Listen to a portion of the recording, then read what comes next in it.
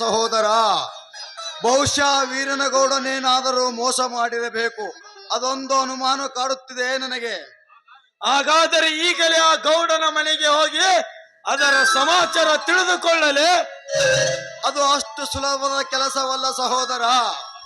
ಮೊದಲೇ ನೀನಂದ್ರೆ ಅವನಿಗೆ ಆಗೋದಿಲ್ಲ. ಸ್ವತಃ ನಾನೇ ಸೀತಾಪತಿಗೆ ಭೇಟಿಯಾಗಿ ಸೂಕ್ಷ್ಮ ತಿಳಿದುಕೊಳ್ಳುತ್ತೇನೆ. ಇಲ್ಲಣ್ಣ, ನನಗೆ ಏಕೋ ಸಮಾಧಾನ ಆಗುತ್ತಿಲ್ಲ. ನೀನು ಈ ರೀತಿ ಸಮಾಧಾನ ಅಂತ ಹೇಳಿದ್ರೆ ನಾವು ಸರ್ವನಾಶ ಆಗಿ ಬಿಡುತ್ತೇವೆ. ಅಣ್ಣ, ನೀನು ನಿನ್ನ ಧರ್ಮದ ನುಡಿ ಹಿಂದಕ್ಕೆ ಪಡೆದುಕೋ.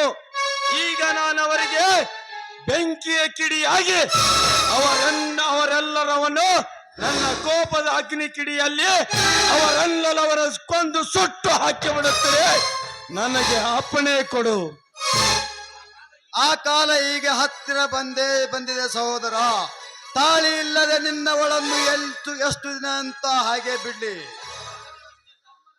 ಧರ್ಮ ರಕ್ಷಿತ ಎಂಬ ನಾನಾ ನಿತ್ಯ ಧರ್ಮದಿಂದ ನುಡಿಯುತ್ತಾ ಬಂದಿದ್ದಾರೆ. ಆ ಧರ್ಮದ ನುಡಿ ಬೆಂಕಿಯ ಕಿಡಿಯಾಗಿ ಬೆಂಕಿ ಹತ್ತಲೇಬೇಕು. ಇದು ಸತ್ಯ. ಹೋಗು, ನೀನು ಈ ಕಡೆಯಿಂದ ಹುಡುಕುತ್ತಾ ಹೋಗು, ನಾನು ಈ ಕಡೆಯಿಂದ ಹುಡುಕುತ್ತಾ ಬರುತ್ತೇನೆ. ಆ ಭಗವಂತನ ಇಚ್ಛೆ ಇದ್ದಂತೆ ಆಗಲಿ.